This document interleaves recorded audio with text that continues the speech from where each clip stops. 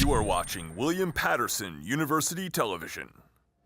Welcome back to the desk. We have Stephen, Joe, Josh, and Chris in studio breaking down WP Basketball's push to the NJAC tournament. Now, fellas, women's team had a big game this week against Rutgers-Newark. They beat them by 11. Stephen, take us through that game. What did you see from the team?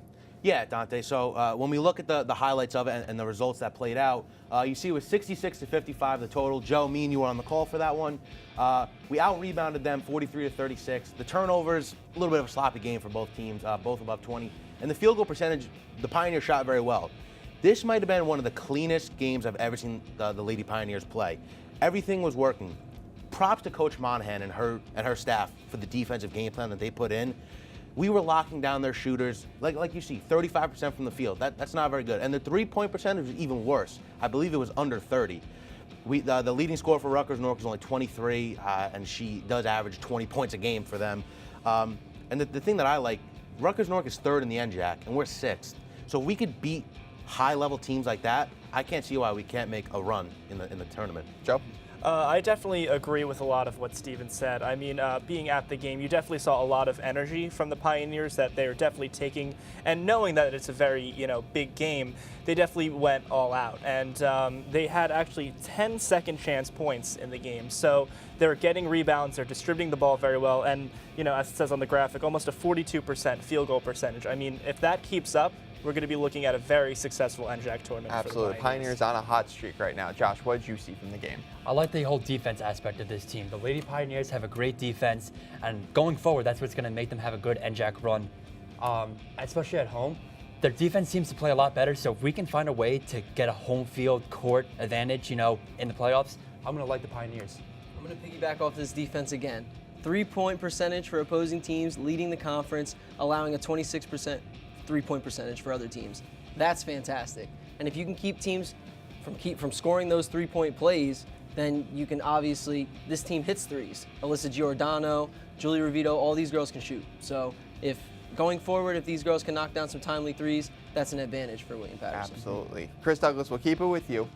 Got to look ahead to tomorrow's game against Kane. It's a big game for them. One game ahead of Kane for the final spot in the NJAC playoffs. What do they need to do to get that W? In order to get the W, it's the defense once again, but this team excels at controlling the ball down the stretch of games, importantly. So a team against Kane who's 11-10 or 10-11, they're worse than we've been all season long. There's no reason why William Patterson shouldn't be able to take this game versus a division rival, and especially because we're a veteran team.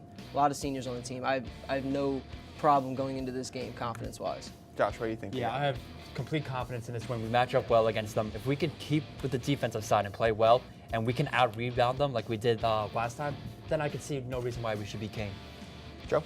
Last game against Kane, we won that game, obviously, and I think the difference of the game was that we outscored them in the paint 32-26. So I'm looking for the Pioneers to play big and not really rely on, the three-point shooting that we've seen in the last game, but more try to drive inside under the basket and get those points in the paint. Steven? For me, I know, Chris, me and you spoke about this earlier. The free throws for the women, not very good. Also, if I had to be critical about last game, they got into foul trouble a lot. Joe, me and you saw that. I think if they could limit the foul trouble and, like you said, control the paint, I really like that. And also, just let Julie Rovito and Alyssa Giordano do their thing. Just let it fly. The two leading scorers on the team, let them take control and take it to the promised land. All right, let's switch gears now to the men's team. Also sitting 6th in the NJAC, clinging onto that final spot for the playoffs. Stephen, let's take a look at their game against Rutgers-Newark too. What do they have to do to hold their spot in the NJAC playoffs? Well, like you said, they did take a win against Rutgers-Newark. They played pretty well. The NJAC standings, they're tight, to say the least. Montclair State, our rival, obviously leading the pack in the 4th seed, and we're obviously sitting 6th. This is a lot tighter than the women's one, because Stockton's still a very good team. For me, the defense can get better, but it's got to be consistency in the offense. They have really good shooters. Sean Smith obviously leads the way. Dominic Mignon can do his thing. But a paint presence is probably the biggest thing for me. Nazir Fields, they just need someone down low that can control. Joe? And for me, when I look at William Patterson throughout the year, their problem has been turning the ball over. I mean, they're averaging one less turnover a game rather than the opponent. They're turning the ball over at kind of a rough rate. So if they want to have success, they really have to limit that going forward. Josh. Talking about that paint presence, once they play the paint and they get the good defense, they need to get that defensive rebound, because we see a lot that this team does not get that defensive rebound, and then the offense for the opponent is able to get their rebound, put it back for second chance points, and that's what's killing them. So if they can play both defense and get that rebound, then they're going to look like a better team. Anything else? This men's team from the free throw line dead last in the NJAC in free throw percentage. I'll kill you. 62%, okay? Earlier this week, 8 for 19, and they only lost by 9. You missed 11 free ones where there's no defense. Yep. You make the free throws at the end of the game, that's how you put teams away. So if you want to win a conference tournament game, you have to be able to put teams away when you get the lead. Both teams, men and women, have 4 games left. Stick it here with the men still. Chris, what game out of their last 4 sticks out to you the most? I'm going to choose TCNJ simply because this is a game that they dropped just 2 weeks ago, and I think that they're very capable of winning this game. It would be huge for the standings going forward for the rest of the season.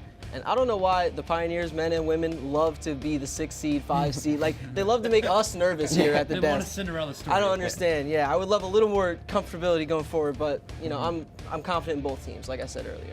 Joe, I think you also wanted to talk about the TCNJ game. Yeah, I completely agree with that. They met TCNJ a few times this year. One of them they lost 79-57. Now you look at both teams' records; they're both sitting at 12-9. So there's no reason why the Pioneers can't avenge that, especially now when their season is really on the line. Steven? I really like the TCNJ idea, but I got to go with Rowan. It's the last home game of the season. Rowan, they played them early in the season. They played them pretty well.